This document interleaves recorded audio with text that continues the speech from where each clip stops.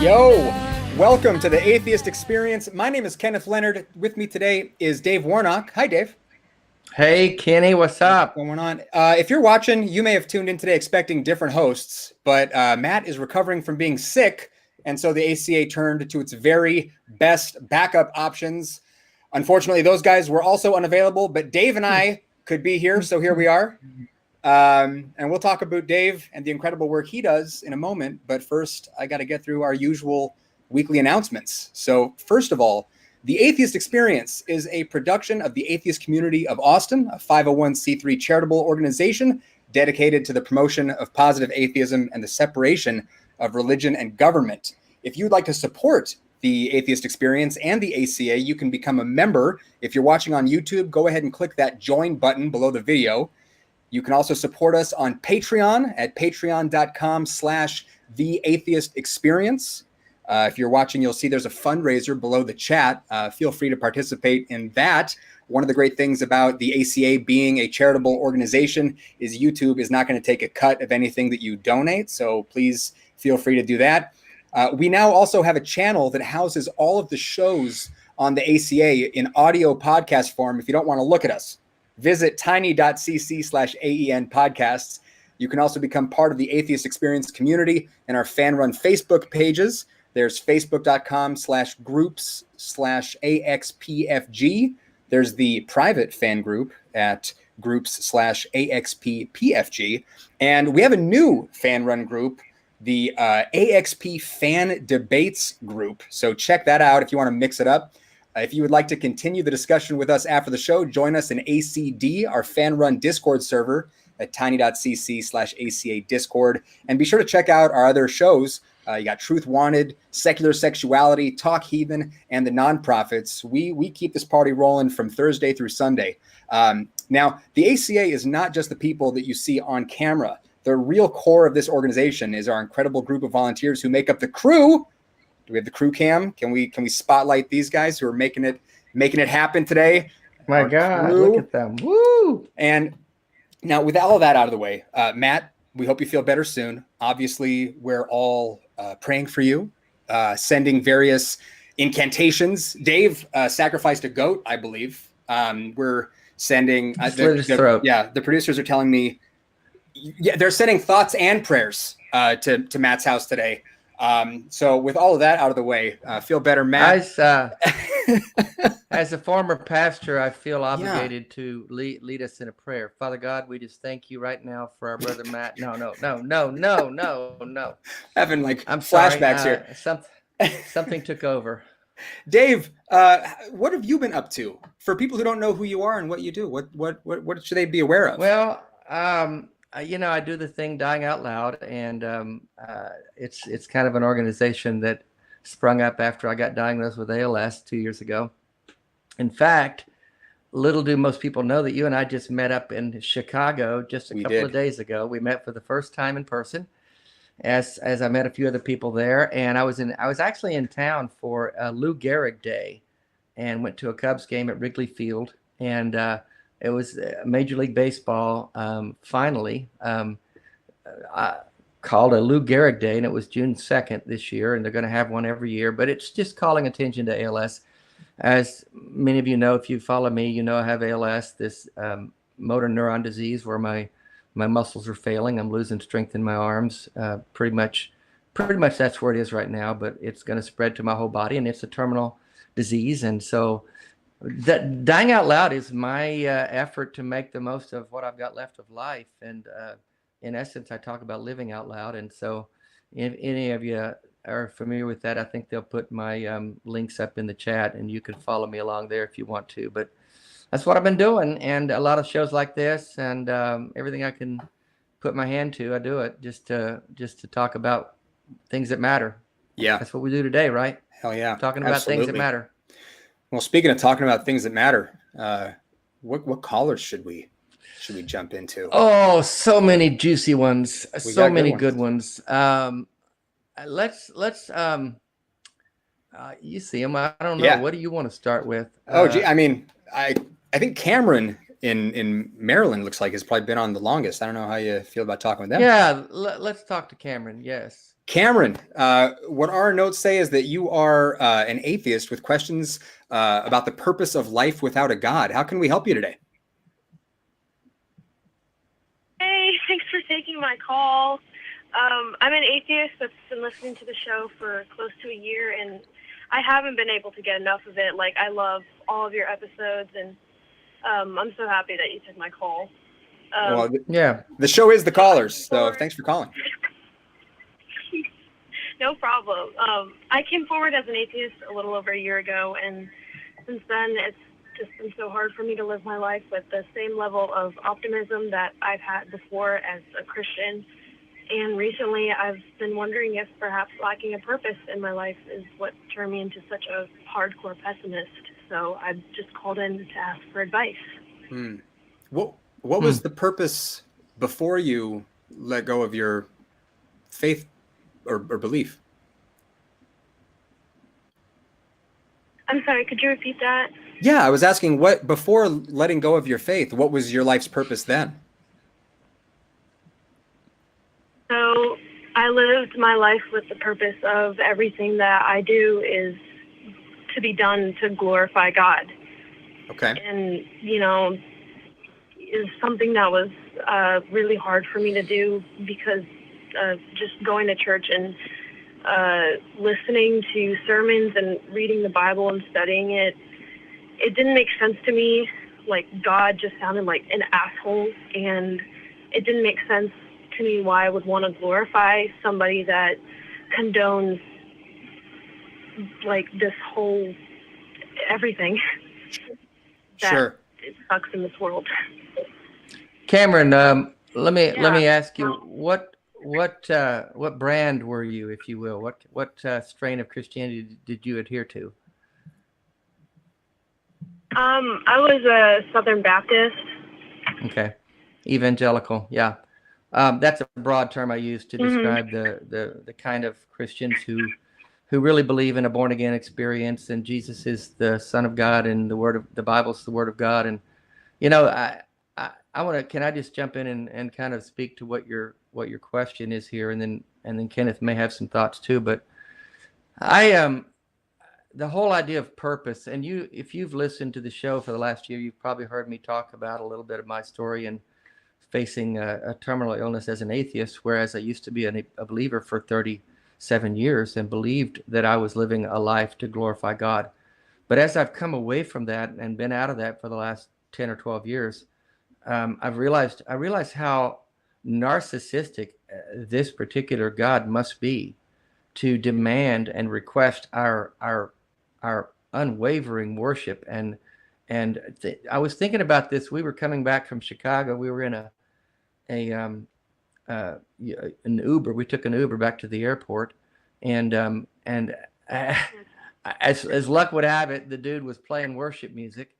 And the same thing happened when we were in New York a couple months ago. I couldn't believe it. We're in these big cities that I think are supposed to be liberal, and every car we get in is playing worship music. But all the songs were about how we're supposed to completely worship God night and day, and that we're nothing without Him, and we owe Him everything. And I said to Bevan, even because I was wanting the driver to hear it, because I was pissed off and I wanted him to hear that we're a couple of atheists in the back seat. But the idea that the God that they serve, that we used to serve, demands this non-stop, constant adulation. What kind of a being, person, or God needs that kind of worship 24/7? What is wrong with the character of a person or a thing like that? I can't imagine if we encountered a person like that was going around and telling everyone to bow down to me all the time and worship me and give me all your attention and all your praise, we would run as far from that person as we could. And like you said in your comment, that God must be an asshole. And yeah, that idea that we're supposed to give that kind of devotion and allegiance to someone who, from all outward appearances, doesn't do diddly squat for anyone around us, and us included. So the purpose that we're looking for, we make ourselves.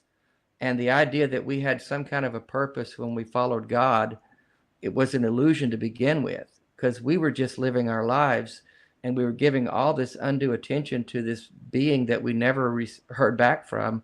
So as an atheist, we get to make our own purpose. And I'm not saying we have to, I'm saying we get to.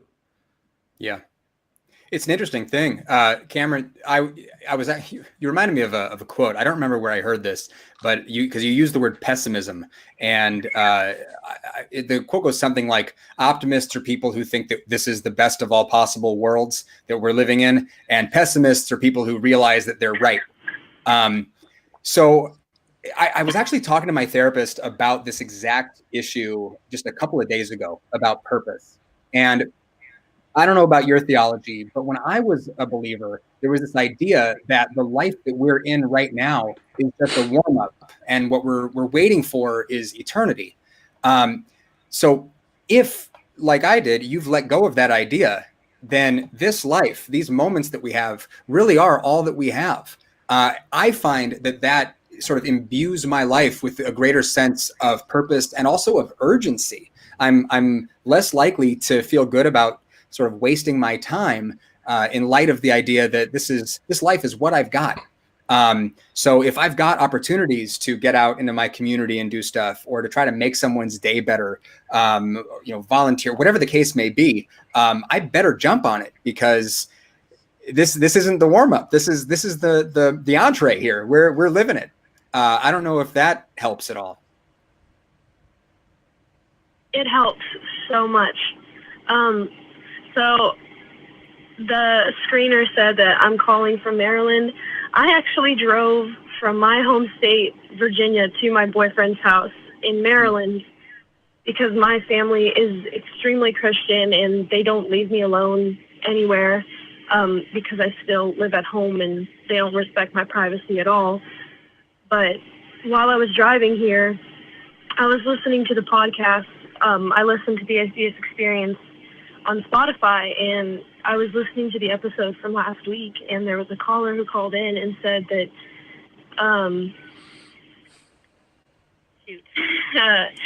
well, he said, I'm so sorry, I lost my train of thought. That's all right. That's okay. But he was talking about living in the moment, and right, he said that after you pass away, what's left of a man is his reputation. And that really helped me as well. Like, I thought about it a lot. Like, I want to be a good influence in other people's lives, because my family and my community has always put so much negative stigma on atheists, of like, atheists are these angry, bad people that are horrible, and they're what makes the world terrible. And I'm sitting here like, does that include me? Like, I'm over here. You're talking about me. Yeah. No, and be prepared for that. It's in my experience, it's rare for people to engage with me as an individual atheist with individual beliefs. It tends to be easier for a lot of people to sort of paint us all with a broad brush.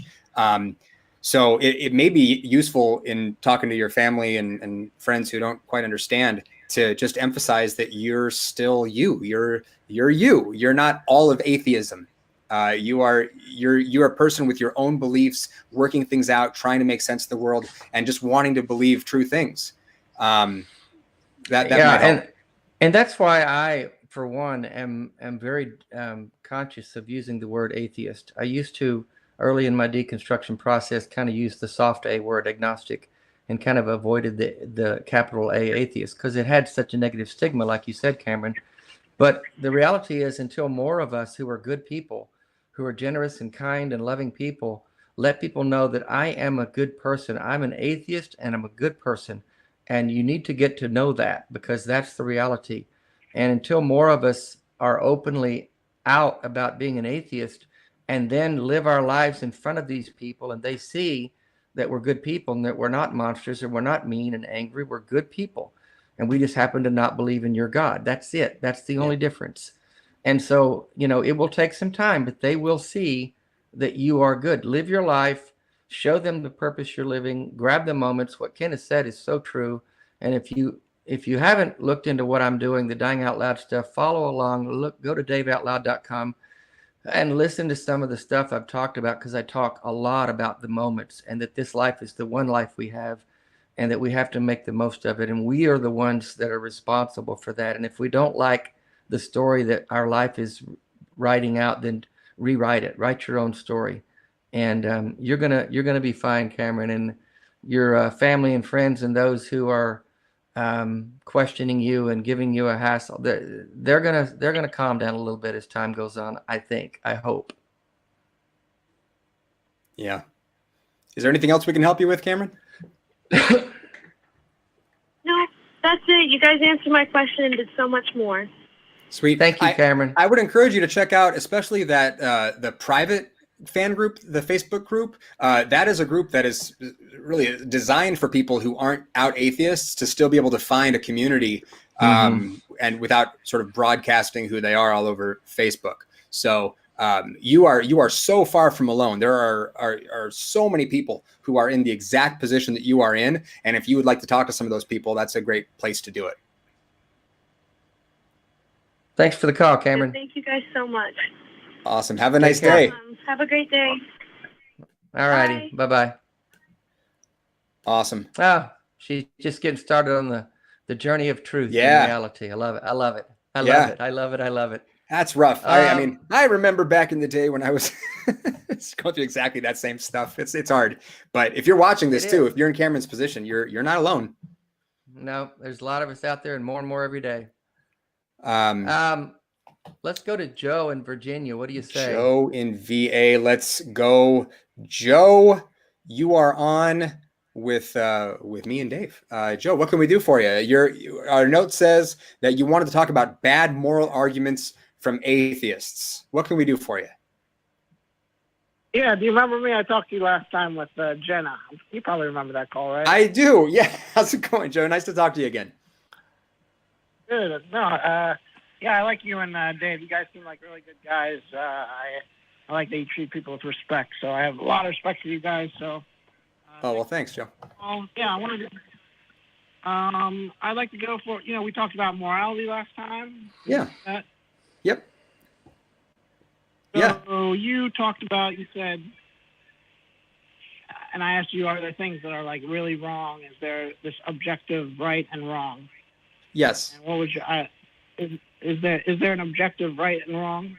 Yeah. So my position is one that you'll hear from a lot of folks in this community, where I would say that with respect to certain goals, we can make objective decisions about the effects of our actions and arrive at objective morality. So if my goal is to have a healthier community and to support my family and to sort of promote happiness and well-being in my sphere of influence, then there are objectively better and worse ways for me to go about doing that. So yeah, is this one of those bad moral arguments you were talking about from atheists? Yeah. So now, okay, let me just, anything I say is just kind of just challenge you. It's not out of disrespect, okay? So don't take it. That's fine. Bring it. Okay. So now, what if I don't share your goals? Well, like what would be an example? Okay, let's say, so you're saying we have to agree on something, right? For there to be. Well, he used the example, Joe, of if he wants to have a healthy and happy community and get along with his neighbors, for instance, then there's certain sets of behavior that are going to contribute toward that. And so if you're, are you suggesting that you would not share in that goal of having a happy and healthy community and neighborhood? No, that's not really my goal. So let's say, are you saying I have to have that goal? Well, let me try this. Saying, let me see if I can get in front of what I think is about to happen. So by analogy, let's talk about health. If you and I both want to be healthy and you think that the way for you to be healthy is to go to the gym and get super jacked and tan, and my goal for healthy is to be able to, run a 4-hour marathon. Would you agree that we're both trying to be healthy? I just don't think that's analogous to morality. I think. Well, follow me here. So, but would you agree that we're both trying to be healthy in that scenario? Sure. Does the fact that health as a concept is open to interpretation make it not useful? No, I just don't think it's analogous to morality or anything you're saying. I think. Let me try. Like you're saying we have these goals, and you have your goals, and let's say the rapist or the sex trafficker or the child abductor or the killer or the thief or the person who steals people's identities on the computer, they have their goals, right? Well, yeah. Well, but so here we let's dig into this. So if in my neighborhood you've got on my block a dozen families, and 11 of those families, you've got people who think that the best way to be happy is to work their jobs and take care of their families and volunteer with their time and give to charitable organizations and go to church and whatever. And then there's that one family where you've got the guy who thinks the best way to be happy is to, abuse other people in some way. If we're talking about maximizing happiness for the largest number of people, that's not what we're talking about. We're talking about morality. Oh, maybe it would be helpful if you define what you mean by morality then. Yeah, let's start with that, Joe. You said bad moral arguments from atheists. Let's start with a good moral argument from a Christian then. Yeah. Or a theist. What is that position there? Well, I think if atheism is true, and meaning God doesn't exist, and naturalism is true, I think the only real thing that you could honestly go with is moral nihilism. I think you could say, that like Kenneth is saying, make up his own moral values, and we all have to agree on this. But you're kind of just saying this is how I want to live, and that everybody's got, Well, no, but I'm asking you. Yeah, what do you think morality is? Yeah, I'm asking you give me your good moral position as a theist, as opposed to the bad moral positions from us atheists. Yeah, what do you give think me the good moral position? You go. I'm giving my thoughts. I'm saying if God exists, then I think you can have objective moral values. I think if God doesn't exist, such as what? Right. You're not telling us what morality is. Such as what? Give us some moral positions that you want to. Yeah, let's really be clear here. So if God exists, what is morality? What is morality? That there are objective truths about things that are actually right and wrong. Such as? So you're saying that morality is the set of rules of what is right or wrong?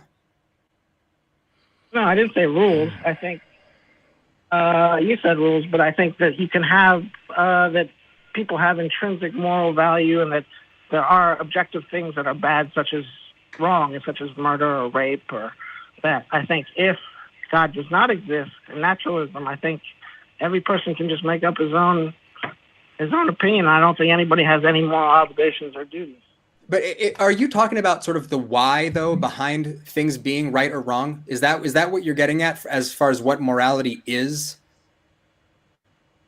I think you need something to ground morality. That's not what I asked. That thing is God. I'm asking you really specific questions for a reason, because it helps carry the conversation forward. So let's just go with your scenario. If God exists, then what makes something right or wrong? Because isn't that what morality is?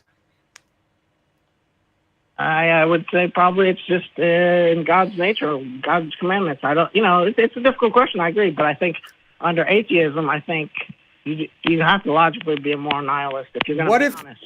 What if my goals are different from God's goals? What if God's that guy on the block who wants to hurt people? Right, then you'd be doing something wrong, wouldn't you? Okay, so let's say that, I'll just pull up an example of something that, would never ever happen, right? Like say God told me he wanted me to kill my firstborn son as like a sacrifice to him or something. And he would never do that. Right. And I was like, I don't think that that's a good idea. I don't want to do that. That doesn't sound like it's going to carry me any closer to being a happy person. It's not going to be good for my kid. So no, I'm not going to do that. Am I doing an immoral thing? That's a good question. I mean, that's a hard question for me to answer. Now, let's say God is. Let me turn it around. Let's say that God doesn't exist, and all there is here, and you rape or you kill somebody.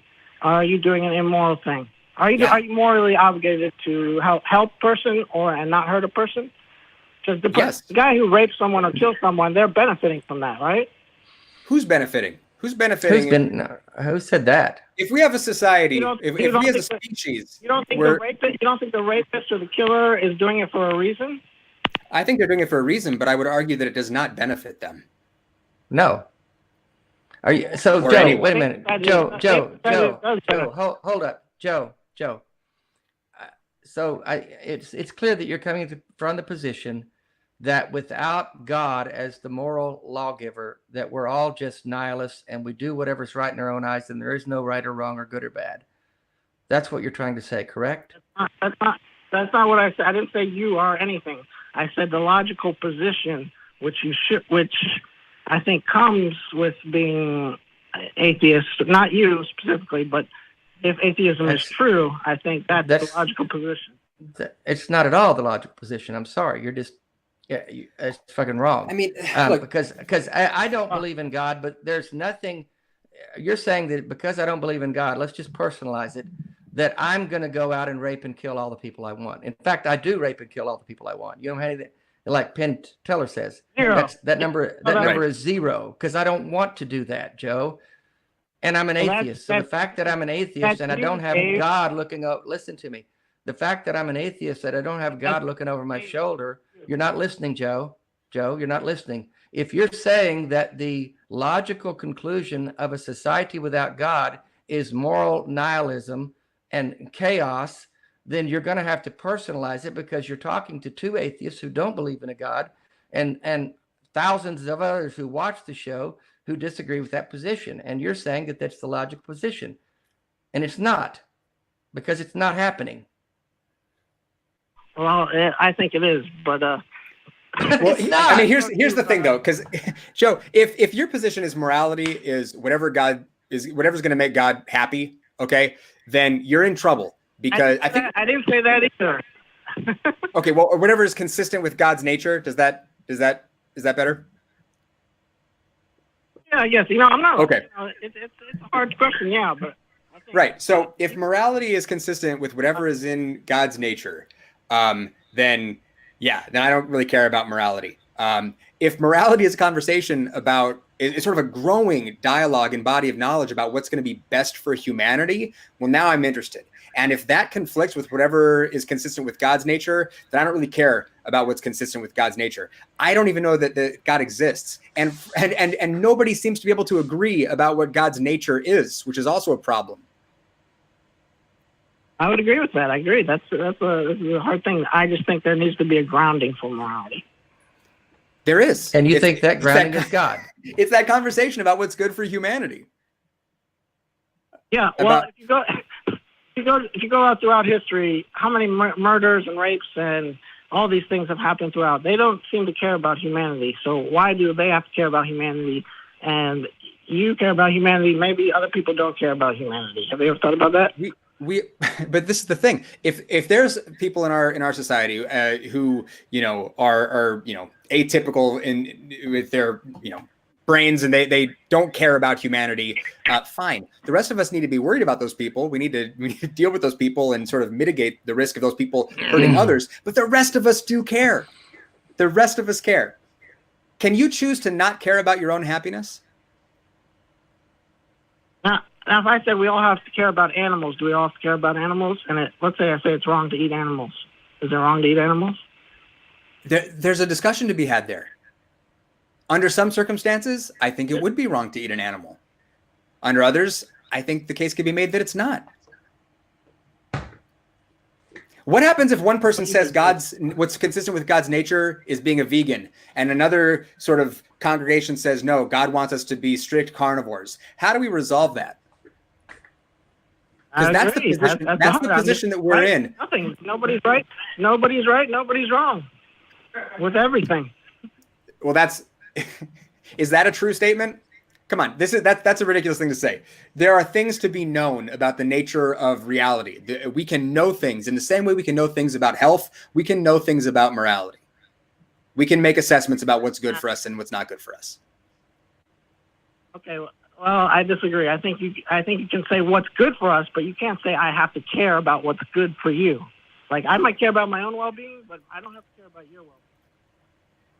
I mean, yeah, you are not under any obligation to care about anyone else's well-being. Fortunately, most people do not think in this way. So, Joe, here's my What position about on morality. slavery?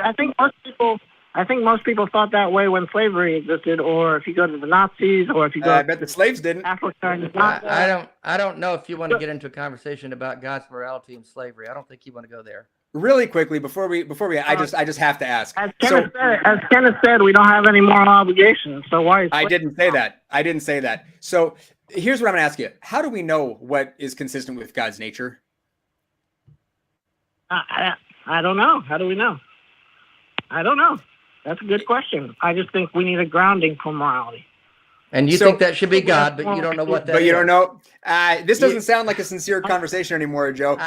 I don't know that you know what you're. I mean, you think the grounding. It needs to have a grounding, and you think that grounding needs to be in God, but you don't know what that is. Do you realize how little sense that makes? No, I think you, Dave. That I'm trying to be respectful to you, but you don't seem to be giving the same respect. So I'm trying. Kenneth, I'm trying to. I disagree with you. Kenneth, just because I disagree with you doesn't mean I'm not having an honest conversation. I'm trying to. I'm not talking about whether you agree with me or not. I'm asking you. I asked you very straightforwardly. Because you're the one who said that morality needs to be grounded in this consideration of what's consistent with the nature of God. So I'm asking you, how can we know what that is? I think maybe one of the most powerful tools is probably our moral intuitions. Moral intuitions. That's exactly what we're talking about. Yeah. Kenneth, I don't know that you. I'm sorry. I'm not trying to be disrespectful, but you're talking in circles, and you seem to be. I mean, I was a believer in the God of the Bible, and the God of the Bible. So the Bible was how we got a glimpse into what God's nature should look like, because that was our definition of who this God was and how he acted and what he wanted. And if you look at the God of the Bible, I'm more moral than that guy, because I don't think it's okay to own another human. And I don't think it's okay to wipe out a whole city of people, including children. So if you don't know what the nature of God is, and yet you want our morality to be tied to him, I don't know how we have an honest conversation about that. And I think that's what Kenneth was saying. It seems to me that if we can't know what the nature of God is, then we're stuck in the same position that the atheists are already stuck in, of having to figure it out on our own. Yeah. I mean, of course, I would agree with that. We do have to figure out, but I just don't think anybody has to do anything. I think if you go to different places, different cultures, like if you go to Africa, they'll say killing. If you go to Uganda and Kenya, I used to live in Uganda, and they'll say, it's illegal to be gay. To be gay there, they'll say, that's the right thing. If you go to, maybe a Muslim country, they'll say, women can't do this.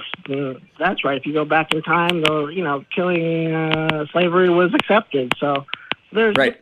I mean, everybody does. Exactly. And you know what's wild? The examples that you just used are people who are grounding their sense of morality and what they think is consistent with the nature of God. But there's things in those cultures where they'll disagree with each other. They don't even agree necessarily on the same God. So now what? I mean, in Uganda and Africa, it's not religious based.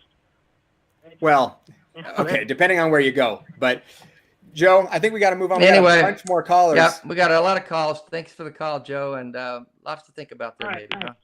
Have a good one. All right, Joe. All right. Yeah. Hey, Joe's thinking about it. So kudos to Joe for kicking it around. I guess. I guess. Trying to be positive.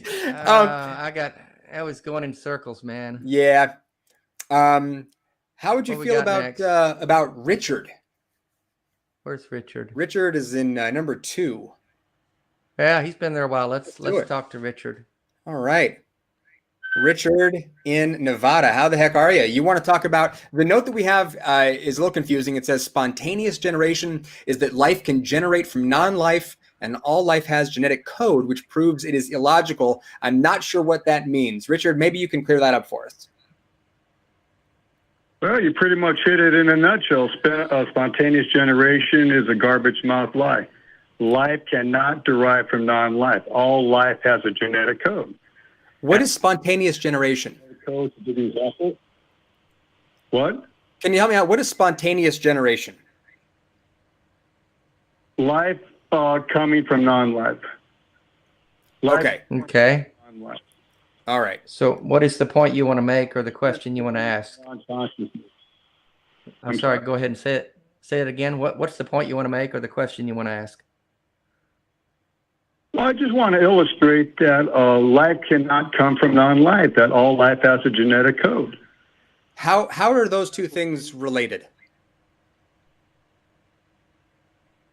The two ideas that you're referring to. You're talking about abiogenesis on the one hand, and you're talking about information being contained in our DNA on the other. What do those have to do with each other?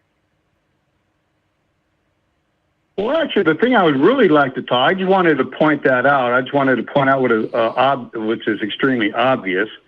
But the thing I would really want to talk about is what I was talking about last week, that if evolution were somehow proven false, by default actually proves God. That's a logical conclusion. Oh, you called in last week about What that, is right? what is wait a minute, what does evolution have to do with abiogenesis? See, now you're just deflecting. I asked you, I'm just trying to illustrate one simple point. Is all I'm trying to, I'm not trying to deflect, I just answer one simple point. Okay, what's the point? No God, evolution has to be true. If evolution were somehow proven false, then by default actually proves God. Mankind cannot logically exist if there's Okay, Richard, we talked about this last week. What is if you were to boil down evolution into a nutshell, if you were to describe it to say a 5-year-old, what would it be? What is evolution? that we evolved from a single-celled organism in 4.5 billion years. Okay, so that's a claim. Evolution is a mechanism, right? We're describing how we got from point A to point B. Do you understand that distinction? 100%, yes. Okay, so your original statement, okay, what you told the call screener was you've got abiogenesis on the one hand, and then you've got genetic information on the other. And I'm asking you for the second time, what do those two things have to do with each other? Okay, actually, mentioning spontaneous generation was an obvious mistake. I just wanted to point out the obvious in that. I'm more concerned about proving what I talked about last week regarding. So you told the screeners, you told the screeners screeners something else so that you could get in instead of talking about evolution. If you can just answer that question that I asked you, then I'd be happy to move on to the other thing about evolution and God. So I'm just asking you, what does abiogenesis have to do with genetic information? I don't understand the correlation. I'm not a scientist. I can't explain that. So all you're trying to do is deflect right now. I'm not. Listen to me. Listen to me, Richard. I'm not trying to deflect, and I would. Okay, Kenneth, are you there? Are we urge there? you. I saw that information. Oop, did I freeze up? I'm sorry about that. So, Richard, I'm communicating with you honestly here. I'm just saying you put these two concepts on the table. You've got abiogenesis, and then you've got genetic information. Now, these two concepts are products of completely separate fields of study. Information. Let's drop that. Let's drop that. That's really not important. That's not my point. I was just trying to point out. No. I'm gonna tell you why it is important. I'm gonna tell you why it is important. Okay, because you touched on it. All right, you said you're not a scientist. Neither am I. Dave, are you a scientist? Nope. Awesome. So, what are we doing here, Richard? If you are not a scientist, if you don't know what you're talking about, then what are we doing here? Because I've heard scientists claim all life has a genetic code. Okay, I've heard scientists say that.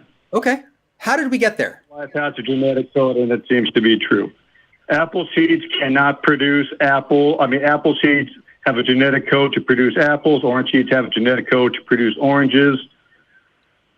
Let me try helping you out. Because an analogy that I think might work is language. Okay, so the way that languages develop over time, do you understand that English today is not what English was 1,000 years ago? Yeah, I understand people like to redefine words. I understand that.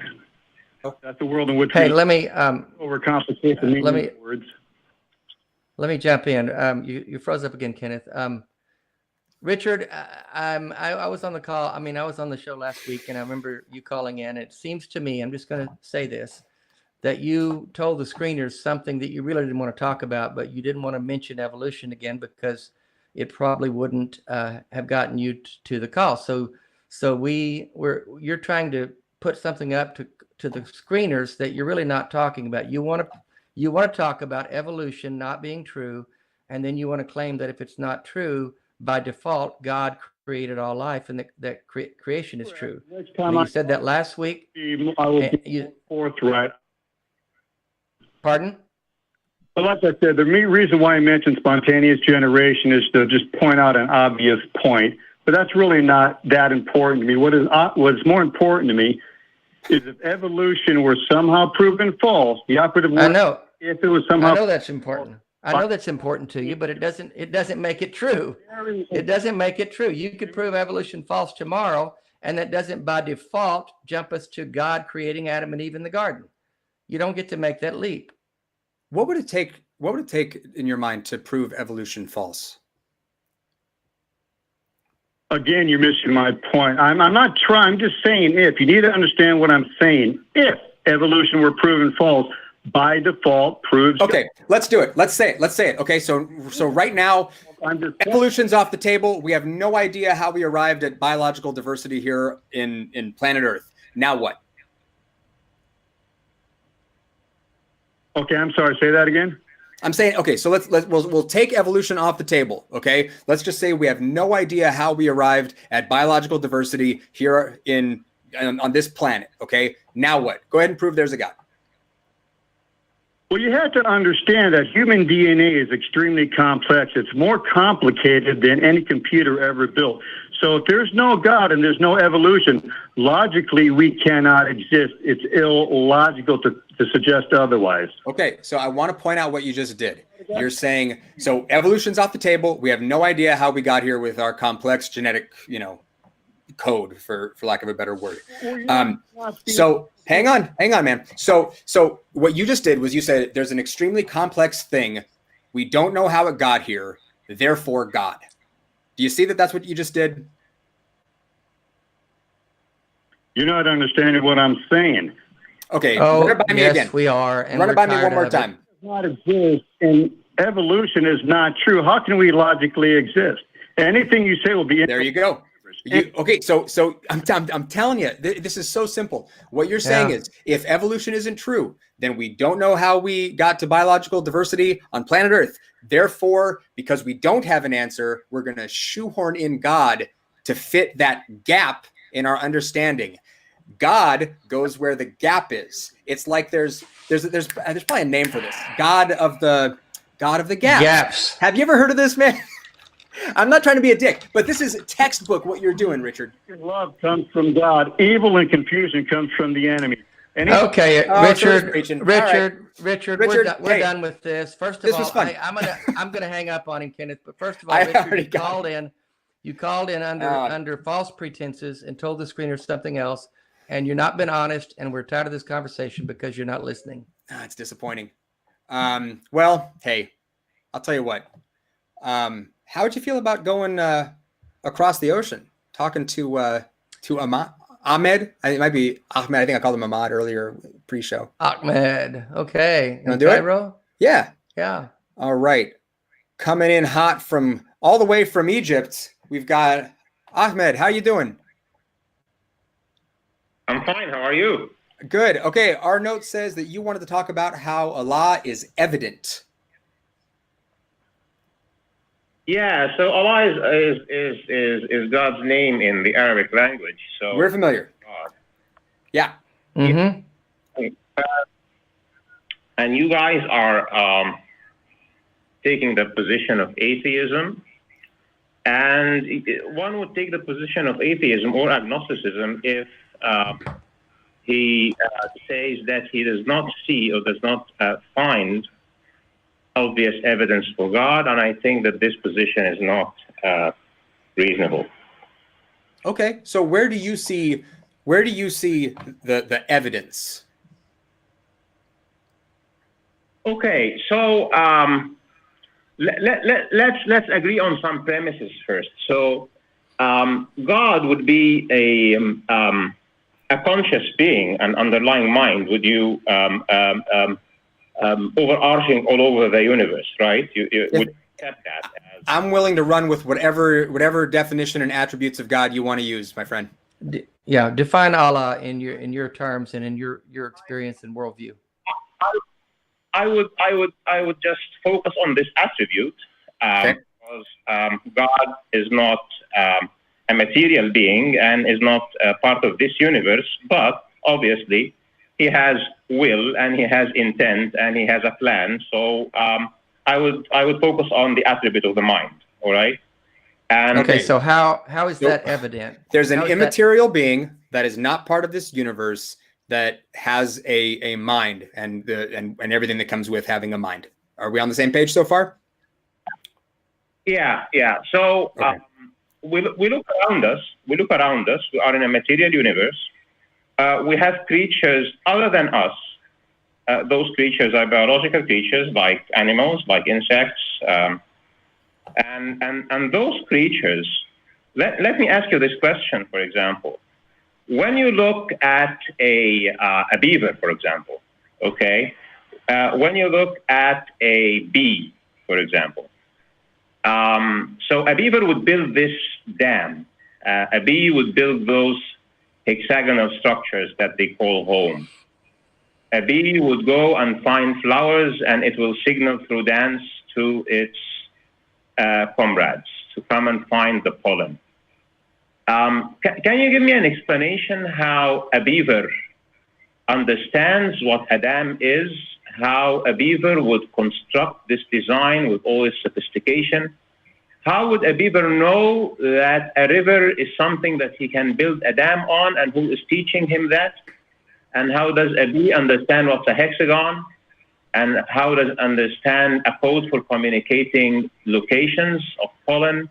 And I can just go on giving you examples. Yeah, I know you could, but we don't have that much time. It's only an hour and a half show. I'm really afraid that you're about to do what the last caller did. So I want to try something. Let me talk here a minute. Let me respond to this, because you could go through the whole animal kingdom and give example after example. But Ahmed, I don't want to.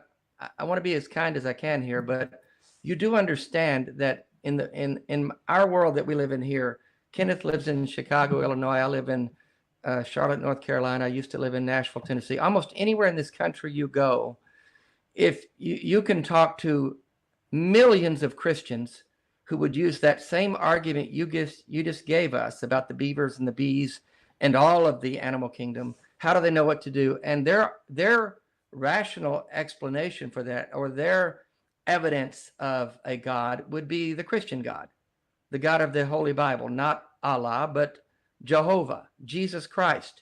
That God would be the one that they would say, this is evidence of that God. So what do we say to them when you're telling us that in your worldview, in your understanding, these things in the animal kingdom, rather than trying to answer that question and say, how do they know to do? Because instinct and evolution, obviously, but nonetheless, you have to understand that Christians use that same argument. Look at the trees, look at the sky, look at the ocean. How can there be no God? This stuff just didn't happen. We hear that shit all the time. So how do we pivot from it being an obvious explanation for the Christian God to it now being an obvious explanation for your God? Help us with that.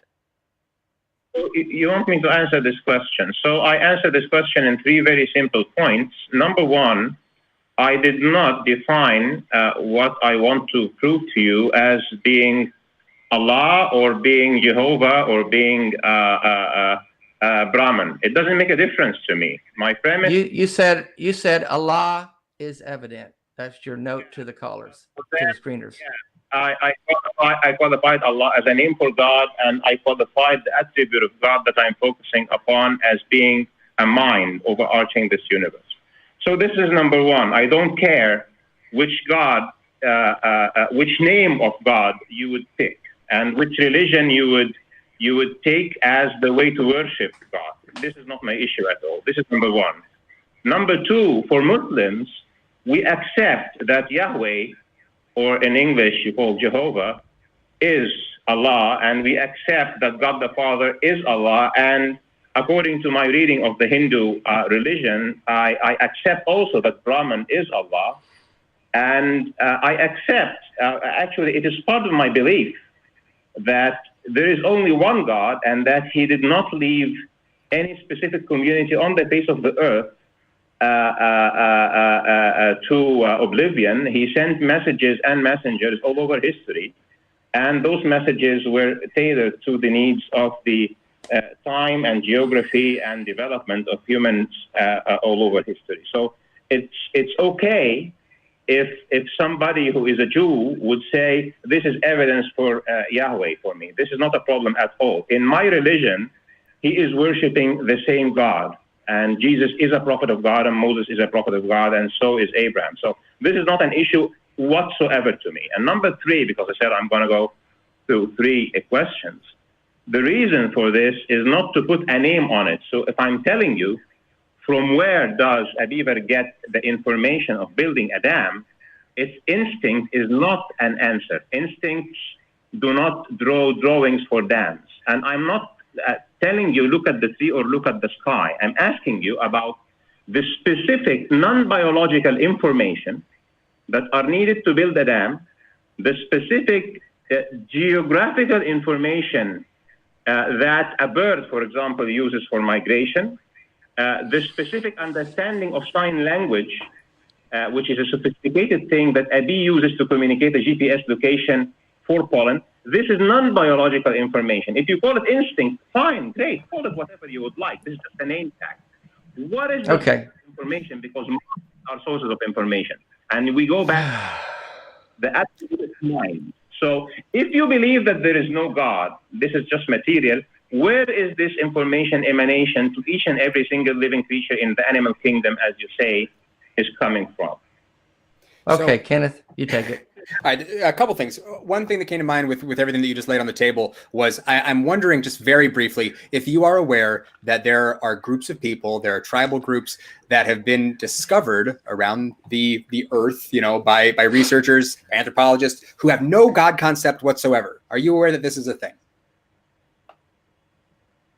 I'm aware that this is a fact. This is also part of my religion, that some people who would receive a message, some people might separate from them, and they would alienate themselves from their people, and they will forget the message, and new generation will have no concept of it, and God pardons them. I'm not talking about the message. I'm talking about there's no concept of any kind of a God whatsoever.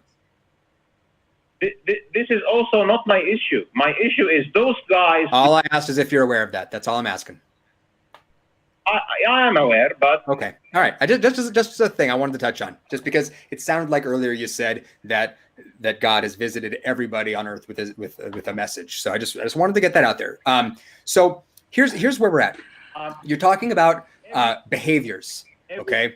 You're talking about what you see as complex behaviors in the animal kingdom. Now, as far as I know, every single one of these creatures that you're describing that behaves in a certain way has a brain, has a nervous system, has senses with which they interact with the world around them. Okay, as far as I know, everything that you're describing as non-biological is, in some sense, reducible to things that are happening in these creatures' bodies and brains. I'm wondering how you respond to that. I respond to that from my background. So I'm a communications and electronics engineer, 30 years experience with information systems. Okay. I can tell you this, the most sophisticated brain on earth is the human brain. The human brain does not inherit any maps or any dams or buildings or electronics or circuits just by being human. We only inherit physical traits. When we want to know how to build a building, we go to school. The source of information is accumulation of knowledge, and it has to be delivered to you through education.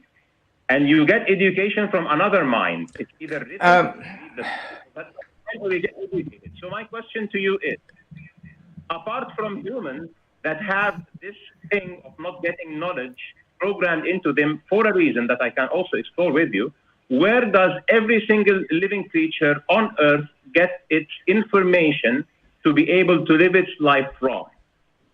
Designs, strategies, plans, ideas about very accurate ideas. Yeah, we get it. Okay, we don't need all the examples anymore. So, I mean, what you're doing is you're pointing to what you look at as you're smuggling in the idea of design here. You're talking about complexity. Okay. You're talking about complexity in the natural world and saying, without a God, how do we explain it? You're doing precisely what the previous caller did, where you're saying that if if we can't explain where stuff came from, then it must be God. But I would urge you to look into what biologists say about these behaviors. I got into a whole thing with a guy recently about monarch butterfly migration, and everything about monarch butterfly migration is reducible to interactions that are happening in the monarch butterflies' bodies. Okay, there's hormonal things happening. This isn't really that complicated. Okay, if you've got little baby beavers that are doing what beavers do, yeah, I don't know where you're going with this. Let's wrap it up, Kenneth. Ahmed, we're told that you did the same argument on Aaron. Ahmed, you need to listen now. Did the same thing on Aaron Ra's show just yesterday. Here's the bottom line, Ahmed. You're trying to make the argument that if we can't prove what, like Kenneth just said, if we can't prove that something else, then it must be God. And then you're saying all the gods are the same, so it doesn't matter which God. We just have to, and that doesn't make any sense because all the gods compete with each other. And the Christians would be very offended that you would say Allah is just the same as their Christian God. Jesus said, "I'm the way, the truth, and the life. No one comes to the Father but by me." So what you're saying makes no sense. And you've made your point. We disagree with it. We're not going to talk about all the rest of the animals in the animal kingdom because we have too many more callers to get to. So thanks for your call, but we're going to have to move on. Yeah. All right. I mean, I always wonder why these types of callers don't, I mean, why are they banging on the doors of professors in biology departments to talk about this? Well, because they want to they think Christians don't know any better and that they think they're, I mean, I got a note. He just did the same thing on Aaron Ra's show yesterday. Richard from Vegas just called in last week with the same argument. He tried to slip in the back door today. And they do the same thing over and over and over. And they don't realize how much they don't make sense. So moving on. I'll tell you, looking at the queue, David in California looks very interesting to me. I don't know if anybody stands out to you. I was going to say the same. Let's talk to David because he's got a great name. He's got a great name. We like Daves around here. We do. And Davids. So what our note says is the evidence I use for Jesus is the fact that Jesus seems omniscient. David, does that sound about right? Yeah, that's what I said. Though I wanted to kind of touch on something before I cover that. I actually carry both of your names. Kenneth David is my name. So there we go. With the 1-2 punch there. I'm honored that you go by David. You're a smart man. Yeah, what the hell? Kenneth means to know or understand, and David means friend, so they're both good names. Where are you getting your information about Jesus? He's omniscient. Well, I have to say I'm probably up there with Dave as far as age. Are you now? I'm 58 years old. Okay. I've got you beat by 7 years. I accepted Jesus. Huh? I've got you beat by 7 years, but go ahead. Oh. No, I'm 7 years older than you. My age, though. Thank you. You're looking good. So you must be feeling good then. All right, stop hitting on Dave, okay? We're talking about Jesus, all right? Where are you getting your information about Jesus? All right. Okay, so I've read the Bible numerous times. So okay. Me too. But me 3. Yeah, I would just say, to me, when I read the Bible, it just seemed like Jesus he seemed to know everything about the Old Testament and he seemed to know everything about really knowledge in general. And so to me, when I read his words, even today, after 40 years, it seems to me that I have really the same threshold of evidence that I had when I was just 18 years old. I don't know how old you guys were when you accepted Jesus, if you did, but I was 18. I was too. significantly younger than that. But so are you saying this is your evidence that Jesus is what? A real all knowing. Is God, is real, is what? Yeah, I just seemed to know that he was God when I read the Bible. I mean, my threshold of evidence at 18 years old was probably far inferior to what yours would be, you'd say, or Dave's evidence is today, right? So when you guys first became Christians, your threshold of evidence was probably a lot lower too, right? Well, when I became a Christian, I was a little kid. So let me respond to that, because I was exactly 18 when I became a Christian and born again, spirit-filled Christian. But when you say threshold for evidence, I will say my threshold for evidence was the same then as it was 35 years later when I let go of Christianity, because the evidence is not there. And the idea that you can see the evidence of Jesus being omniscient in the Bible, you can't use the Bible to prove the Bible. That's a circular reasoning argument. And if the Bible says that Jesus is all knowing, that doesn't prove that he's all knowing. It only proves that whoever wrote the books of the Bible wanted us to think that he's all knowing. And so, of course, the Bible is going to give you the evidence or the idea that Jesus is omniscient and is all knowing. But the evidence, the threshold for evidence, as you say, the phrase that you used is I never had any evidence. I just kept believing it for all those years. And I don't see any evidence now. That's why I'm an atheist. I'm open to the evidence, by the way. Well, you must have had some evidence, otherwise you wouldn't have accepted it. I had people that I was following and people that influenced me, and I had an experience that I felt like was something that galvanized me and that riveted me, but it was all experience. It wasn't any evidence. So I get into it with people about evidence because I want to be really specific. When I use the word evidence, I'm talking about anything that can be used to demonstrate that a claim is true. Okay. Now, if somebody tells me that their reason for believing in Jesus is that they toasted their bagel in the morning and the bagel toasting looked like Jesus, and that's what they're going to use to demonstrate that Jesus is true. So to them, they might say that can be used to demonstrate the truth of their claim. I'm not going to agree with them. So their evidentiary standard may be significantly lower than mine. I would ask you, whose problem is that?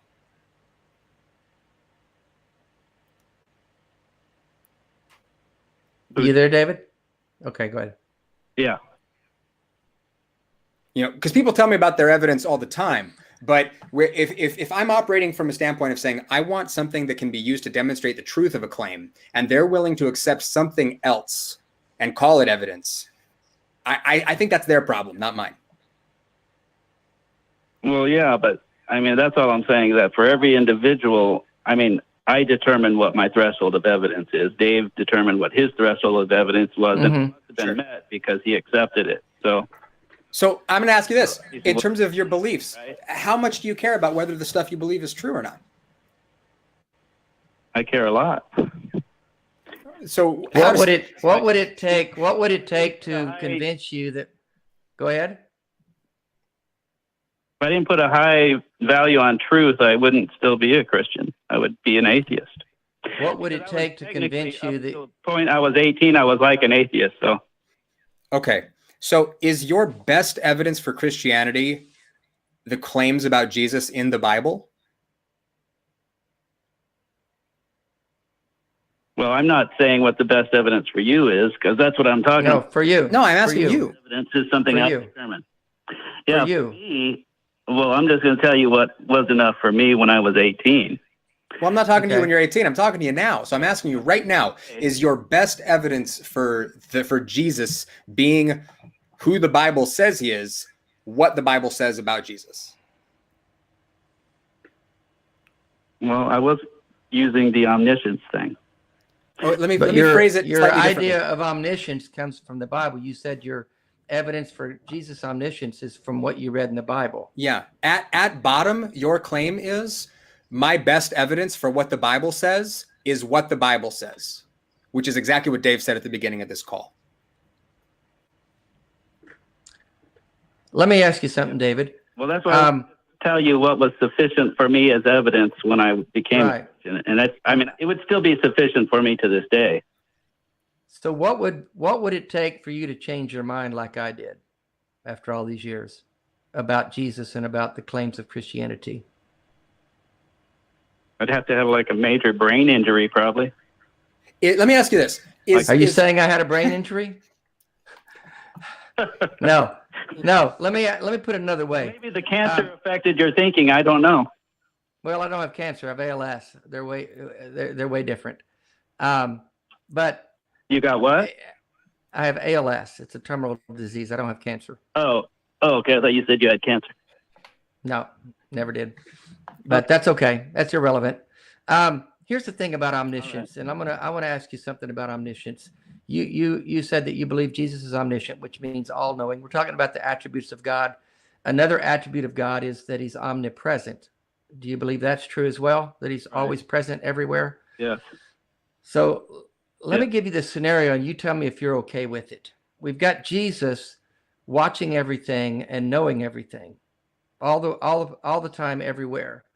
We've got a little girl named Alice, for instance, and she's 9 years old, and she gets abducted and repeatedly raped by a demented person. And she is taken from a Christian family, and her parents are praying for her, but no one can find her. She's tucked away in a cabin in the woods somewhere, and she is crying out to God for help, and she's praying and crying and praying and crying. And Jesus is omniscient, and he knows this is going on, and he's omnipresent, and he's there watching her get repeatedly raped until the guy is done toying with her, and then he kills her, and they find her body in the woods a few weeks later. Are you okay with a God like that? Because I'm not, but I just want to know how you feel about that. Well, I don't see how your opinion about whether there's a God that allows that really affects reality, because there's all kinds of bad things that happen in the world. I know, but this all-powerful, all-loving, all-knowing God allows it to happen to a 9-year-old girl who's incredibly innocent. Are you okay with a God that allows that? Yes, Dave, but you were a Christian for a long time, and you know that God has to give us the free will to make bad decisions. No. Oh, does he? So God is more interested in giving the rapist free will than he is protecting an innocent girl. Well, that's why he gives us his law, but you don't seem to like the law. No, I don't seem to like a God that allows that.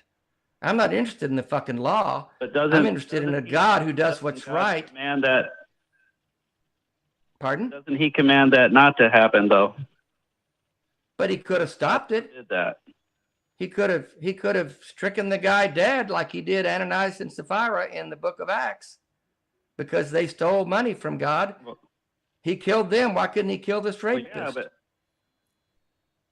God could also stop the billions of abortions that happen every year too. But oh, you're deflecting we're now, gonna sidestep. Yeah, we're you're gonna sidestep the issue. deflecting now, David. You got a great name, but you need to think through your arguments a little better, because that God is repugnant to me. If he can do something, I'm more moral than that God, because if I'm standing around watching that, and I don't have arms that work, but I would do my fucking best to stop that rapist. But I was trying to talk about God's omniscience, and you're trying to take me into morality. But do you think your morality is superior to God's? Absolutely, I do. The God of the Bible, 100% better. Why don't you stop the rapist? Why don't you stop? I could. Why don't you? If I saw one working right now. Dave's not omniscient or omnipresent. Yes. Show me a rapist right now, and I'll go fucking stop it. Good grief! I hate to do this, David, but every single thing that you're saying, it falls apart if you think about it for like a second. Okay. You're saying that God can't intervene in human affairs because it would somehow violate their free will. But if you read the Bible, there's all kinds of examples of this God intervening in human affairs. But now, for some reason, he can't. It's okay when Jesus is walking the earth to perform miracles. It's okay, like Dave said, for God to strike down people who steal from him in the book of Acts. It's okay for God to intervene all over the place. But now it's a problem. Do you see why this is nonsense? Well, yeah, but you seem to be misapplying it here because God seems to intervene when people call upon him, okay? And you don't... I just said this girl is calling upon him. In my scenario, the girl was calling upon him for help. Yeah, but you're giving me a hypothetical, Dave. I'll tell you what. This shit walk happens into all the time. Walk into any hospital anywhere in America, and you will find terminally ill people calling out to God, and nothing is going to happen for them. They're going to die. Their pain is going to stay where it's at or get worse. David, I hope you can think through your ideas a little better, because if I can change my mind after 37 years as a Christian, you can too. And I really hope you think through some of these arguments, because they're okay. Well, if you can't, then we'll see. That's a shame. I've been a Christian for all right. years. Huh? Okay. Well, I guess thank we you lost for him. your call, David. All right. Yeesh. I got a little pissed there. Sorry. I understand. No, I get it. And the idea that the book is the evidence for the book. Fucking crazy. Oh my God. That. Yeah. Well, all right. Let's move on. Geez. What do we got here? Atheists not helping with social problems in society. Are you serious? Yeah, we want to talk to that guy? Let's do it. Jeff in California. Let's go. All right. Jeff in California. Yeah. The note says you want to talk about atheists not helping with social problems in society. How can we help? Well, I was just wondering, I listen to this show once in a while, really smart people on it. And I said, well, why don't they take their intelligence and put it to something constructive, like we've got so many social problems. We have problems with the police interacting with ADOS people. We have Israel-Palestine issues. We have a homeless crisis out here in Los Angeles. And that's what I was wondering. So that's what I wanted to ask you. Well, how do you know atheists aren't putting their talent and intellect to help with social problems? Why do you make the assumption that there aren't atheists doing that? Well, I go to an atheist group out here, Atheists United. It's the big shot out here in Los Angeles. And one thing I notice about being around atheists for many years, the first thing in any conversation, they say, as an atheist, they could tell you that they're atheists. They could tell you who their big shot thinkers are, like Christopher Hitchens, Richard Dawkins, etc. So in other words, if there was somebody that was an atheist that's come up with some of these solutions, I would have heard about it from these guys, because they'd be like, here's our guy. You know, this guy, he come up with the plan for Palestine, but no one wants to listen to him. So is your argument that because in the local atheist group that you check out in LA, you're not hearing people pitching solutions to social problems? Is your argument that that means that there are not atheists anywhere attempting to work with social issues? No, I don't have an argument. I had a question. I've noticed there's a big atheist meeting. It sounds like you're lumping all atheists into one group. Yeah. What is the question? Well, I'll start the question again. Why do the atheists who have the intelligence of the people on this that I'm talking to now, or who have the show, let's do it a couple of weeks ago, some lady, I don't know what her name was, Dillahunty, different guys, different people, take that intelligence and say, okay, I'm going to tackle this problem. We got a problem here in this country with ADOS and police. Okay. Instead of waiting for people to call up the radio show and make them look stupid because they believe in Jesus or Muhammad or whoever.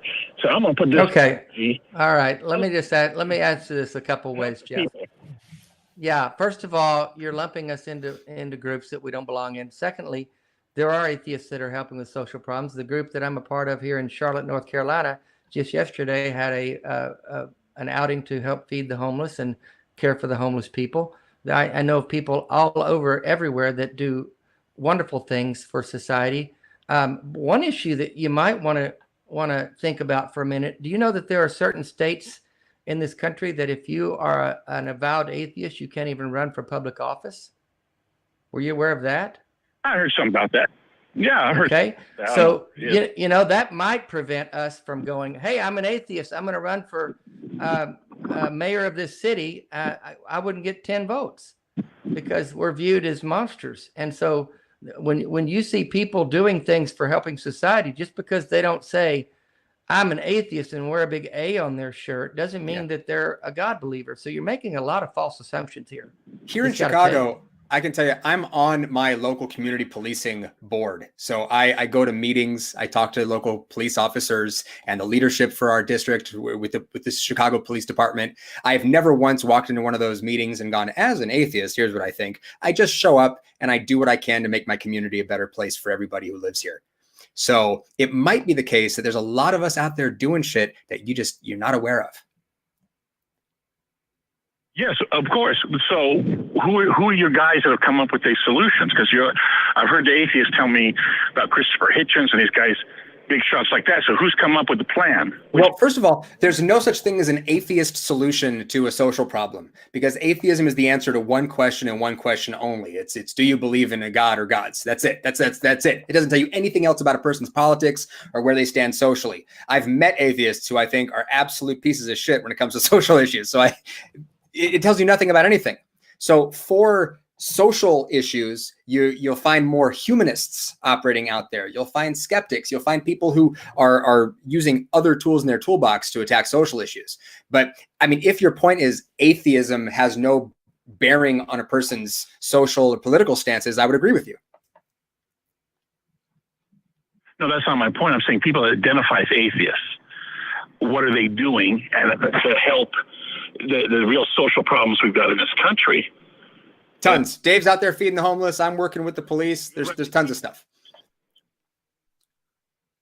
Well, I'm saying, do you know of any well-known atheists that come up with a solution or an approach to say, let's help the police and ADOS? Yeah. Here is what it is. I know dozens of them in my own circle, and I could point to other people. I mean, you can find tons of atheists out there talking about policing, and it runs the gamut from people who are going to take more like really kind of conservative positions, like a Sam Harris would toward the police, all the way to people like my friend Cynthia, who takes kind of a more left-leaning approach, and everything in between, because atheism tells you nothing about where a person stands on social issues. So I'm not sure exactly what you're getting at, because you will find atheists are out there doing work in their communities. So I'm not sure what you're really talking about. There's no Pope of atheism for us to point to and be like, oh, well, the Pope of atheism issued a ruling on what we're supposed to do about police brutality. That's not a thing. Yes, I know that. I'm just saying it's people that identify as atheists. Would one of them have come up with an approach on how to deal with these issues? And I'm sure you guys, since you were connected, would say, yeah, we know this one guy down in Georgia. He's a atheist guy, and this is what he's come up with. Well, who is that guy? What is his plan? On what issue? I mean, I don't know what you want us to do here. I mean, I brought up three issues: the homeless crisis, Palestine, Israel, ADOS, and police conflict. You can feel free to search for atheists and their positions on those things. You'll find there's dozens of things out there. We're not here to speak for anybody else.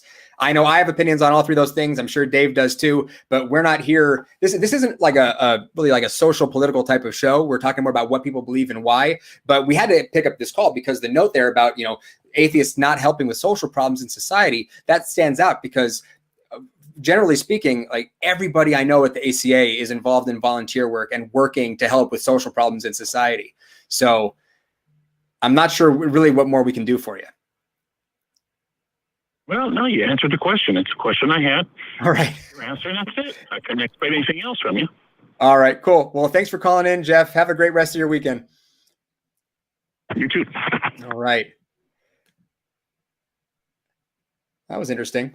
Let's see. I don't know who else we have. Let's see. Dave, are you with us, or are we? Okay. Oh, Dave disconnected. All right. Here's what we got. And I wasn't supposed to mention it. Okay. Well, I'll tell you what. Let's answer. I'll tell you what. I'm going to go with my own. Okay. We got another Kenny over here. So we got Kenny in Oklahoma. The note says, you want to talk about the amount or type of evidence that makes it extraordinary? What are we talking about, Kenny? Well, I don't know whether or not you accept. By the way, hello and hi, Hi. Dave. I called last week, and I like your catchy first name there, Kenneth. Hey, thank you. Yeah, I was almost named Kenneth. My actual legal name is Kenny. That's because my mother just got over a C-section and she wasn't in her right mind. But I was named after a man named Kenneth. But anyway, but it was never named Kenneth.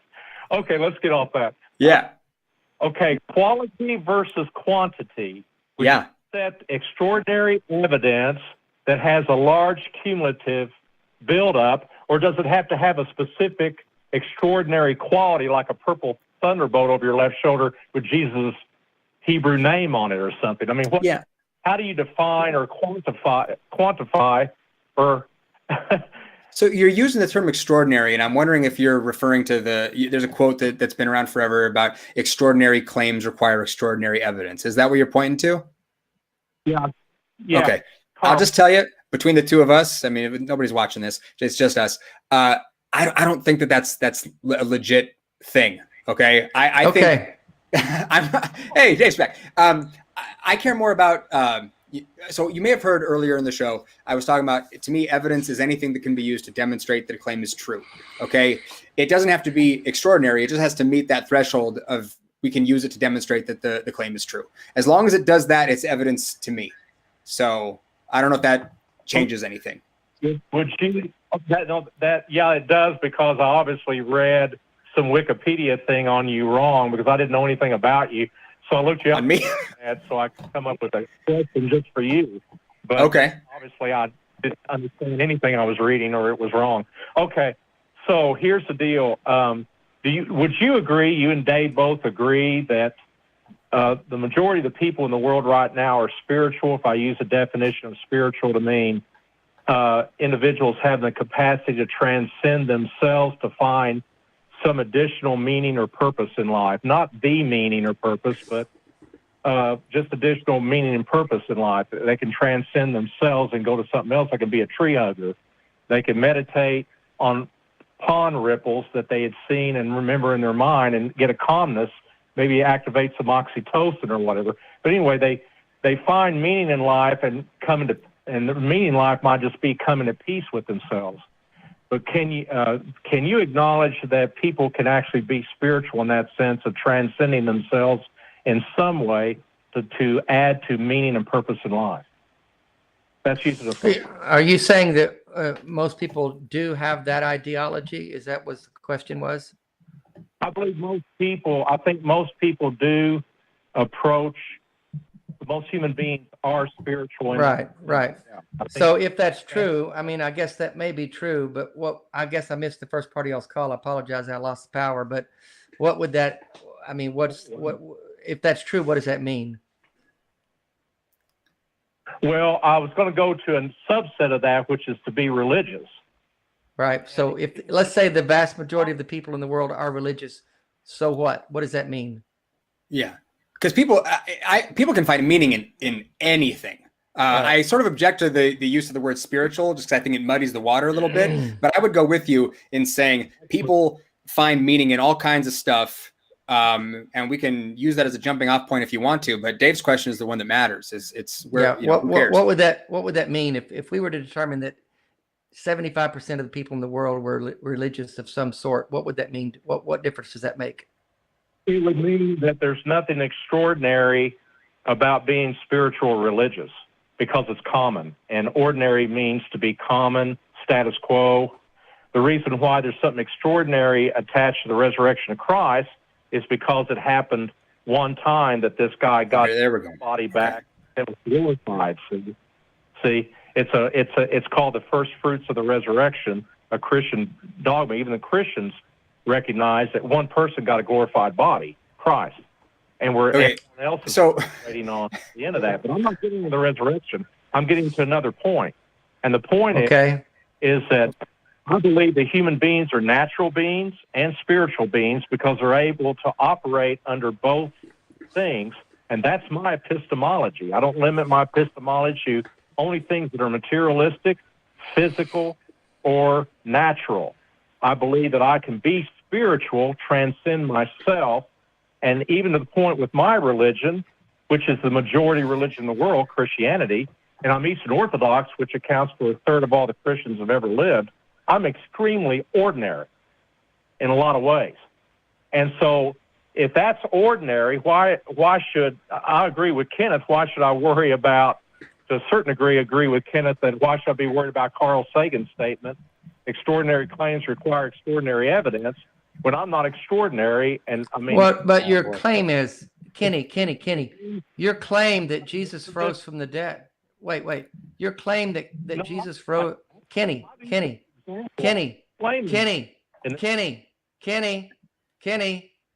you've talked a lot. Hang on. My power went off, so I lost a few minutes. So I got to talk now.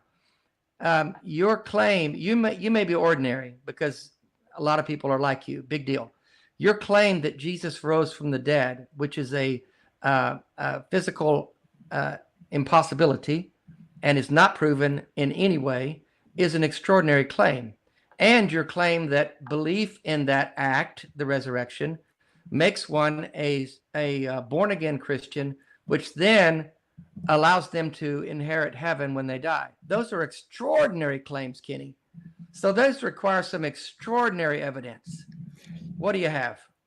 Yeah, and just to dovetail into that, just really quick, because at the beginning I said the thing about sort of the sufficiency of evidence and the nature of evidence, but what Dave is talking about absolutely, I mean, is legit. So yeah, if I tell you that I have a dog, it's not going to take much to prove that to you. But if my claim is that I have a personal relationship with an itinerant Jewish rabbi who resurrected himself because he was a God man 2,000 years ago, yeah, we're talking about a different thing. So, what's your evidence, Kenny? Yeah, what's the evidence? I didn't call up to give evidence for the resurrection. I called up to make it to make spiritual things possible to a human being, that it's natural in as far as being intrinsic for us to be able to comprehend spiritual and natural things. Now, the resurrection. The idea that a lot of the world is religious means nothing to me. Yeah, I think religion was created years ago by ignorant people because they wanted to make sense of the world around them and didn't know what lightning was. Yeah. And so it doesn't mean anything that people are religious. Because I want to talk about epistemology, not the resurrection of Jesus Christ. But you brought that in. Let's dig into the epistemology. I feel like a mosquito at a nudist colony. Like I don't even know where to begin. Okay, so your epistemology sounds like it's a lot of people believe something, so it's true. Is that where you're going, or am I completely missing the point? My epistemology is based on, you've heard it said that Christ referred to himself as the way, the truth, the life. Truth is that which corresponds to reality. Okay. I see that some people have a limited view of what reality can be. What I would say, why beings all over the world go beyond classifying reality, way beyond you and Dave. Great. What does that tell us about the nature of reality and whether the things they believe are true? Okay, well, true, but true how? Through naturalism, empiricism, rationalism? Why? Great. Okay, so let's back up really quick. How do you define true? What is truth? Okay, truth is that which corresponds to all of reality. Now you got to determine what's real. Great. How do we do that? You do that by acknowledging that human beings can perceive what's real in both the natural and the spiritual areas. There's how do you you can't just say that and make it true.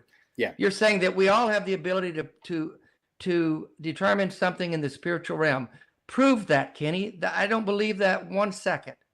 So tell me why that's true.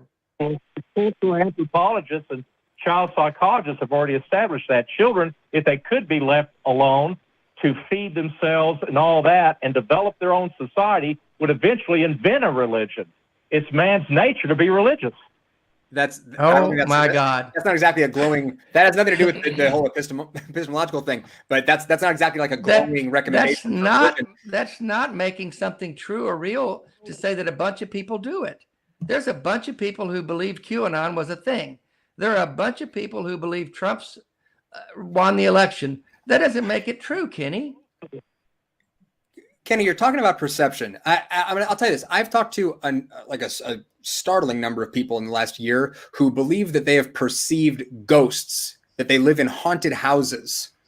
Do you think that their perception equals reality? I believe their interpretation could be wrong of what they're actually experiencing, but I haven't been in that house, so I don't know what's going on. Cool. So are you aware that people's perception can be flawed? People's interpretation and perception can certainly be flawed, but the vast majority of all the people live being wrong that religion is something that society. Yeah, you're using the vast majority argument, and it doesn't flow. Well, I think we've watched. Yeah, we kind of run to the end here because it is exactly that. It's sort of an argument from popularity here. Religion. Okay. My last point was simply that intrinsic religiosity, according to multivariate analysis, mega studies, demonstrates that crime and immoral behavior is reduced. That was proved in the debate. That's not true. No, that's not true at all. You're wrong. You might want to take a second look at that research. Kenny, we're going to let you go. Have a great rest of your weekend. Wow. All right. What do you think, Dave? Yep. I lost the studio, so you're in charge of the calls. Oh, well, we only have one more, so let's see one more. We're running out of time anyway, so yeah. We've got Peter in Texas who wants to know what the goal of atheists are, and are we trying to convert people to atheism? Is that an accurate assessment of what you wanted to talk about, Peter? Okay. Actually, can I? Before I answer that, can I just tell you, look, I've never watched or listened to an entire episode of your show. I've come across things on YouTube where you got little segments, and they've been interesting as heck. Matt especially. Geez, guy's freaking brilliant conversationalist, and what is he, is he a lawyer or something? He should be working. He's okay. Matt's okay. People ask. All right. If you were to say that to Matt, he'd be like, please stop. So, but what are we talking about? Okay, so I've watched a little bit of your show, bits and pieces, but overall, what is the primary goal of your show? But let me go on a little bit before you answer, because it's kind of a loaded question. So do you mind? It'll be like... Unload that question. Okay, so anyway, what is the primary goal of your show, the Atheist Experience? Like, what would be the ideal, ultimate scenario for you guys? Are you of the belief that if everyone converts to atheism, there will be no more holy wars, there will be less violence in the world, and all in all, the world will just be a better place if everyone were atheists? Is that basically what you guys are trying to do, or am I way off, guys? Sorry, I'm not that smart, so bear with me, okay? Neither am I. So I said at the beginning that the show is a production of the ACA. So the goals of the ACA are the promotion of positive atheism and the separation of religion and government. So that would sort of be the foundational goals of what we're trying to do here. Okay, but by doing that, what would be achieved? Well, when you say convert to atheism, that's not really a thing. Atheism is not a thing. It's not. We're not trying to form a different religion. It's a lack of. It's my understanding. It's a response to the claim that that there's theism. It's a response to a claim. So there's no big uniform idea behind it. We're not trying to convert anyone. What we're trying to do is help people think critically about the beliefs that they have, because the beliefs that people have inform their actions. Yep. And over time, we have seen that religious beliefs inform actions that cause damage to people. One example, kids in my evangelical strain that I was in fundamentalism, were taught from birth, as soon as they were old enough to understand, going to Sunday school and vacation Bible school, they're taught that you are a dirty, rotten sinner, and that left to your own devices, you will burn in hell, and that you need a savior to rescue you from yourself, because you had the misfortune to be born, and you were born as a reprobate, and only Jesus can save you. That does incredible damage to a person's self-esteem and self-worth, and it causes much trauma later in life. That's just one example. There I could go on and on, but overall, religion does a lot of damage. Yeah. Oh, okay, but what you just mentioned there, what if it's true? What if it's not? I asked you first. Oh, well, if it's true, then you need to show some evidence for it. If it's true, then in my experience, everybody at the ACA would want to believe the true thing, and then sort of act accordingly. Yeah, we're always saying bring the evidence. We do this show all the time, saying if you've got evidence, bring it. And every caller after caller comes up with evidence that's not there. So we're still looking for it, Peter. Okay. So if I was to start asking you for evidence of certain things, would you be opposed to that or not? No, go ahead. I'm not making a claim though, so go ahead. No. I'm not really in a position to do that because I've gotten really nothing on my mind. We're kind of going off on tangents here, but no. But the point is, that the Christianity, as a Christian, you're making a claim, and the claim requires evidence behind the claim. As an atheist, we're not making a claim. In fact, you need to understand something. An atheist is not saying there is no God. An atheist is not saying, I believe there's no God. An atheist is saying, I don't believe there's a God. Huge difference. I'm not making a claim. I'm responding to your claim. Well, I never thought of it that way. You put that nicely. I'll tell you what, since you like Matt and think Matt's smart, look for more videos of Matt, and inevitably you're going to run into him talking about the burden of proof, and he'll talk about how it's like if you're in a courtroom, okay, and someone on a jury is evaluating the evidence, okay, we're saying someone is guilty or not guilty of committing a crime.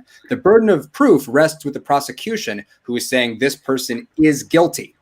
So basically, you've got all of theism out there as the prosecution saying God is guilty of existing, and the atheists are the folks saying we're not convinced, not guilty. That doesn't necessarily mean we think that God is innocent of existing, but here at the ACA, not guilty would be the verdict up to this point.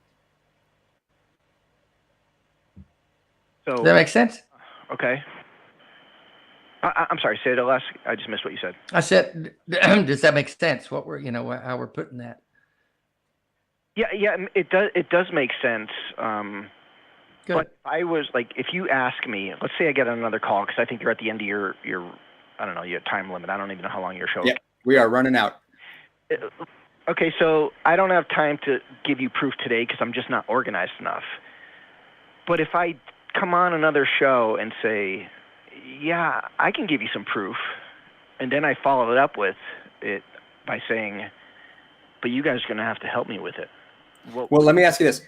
Just really quick, let's see what we can do, because if you're convinced that there is a God, you're convinced for some reason, I would assume. So what would be, just off the top of your head, just as we're having a conversation here, what would be your best reason why someone should believe that a God is real? Well, that's it. I don't want to start getting into it today because this is just not the time. But okay, can put my stuff into a better arrangement. And if Dave and Ken, ideally, I'd like to have Matt on because I mean the guy is just brilliant. Hey, you take what you can get, right? And I don't even really like the guy actually, but I think he's. Jesus Christ.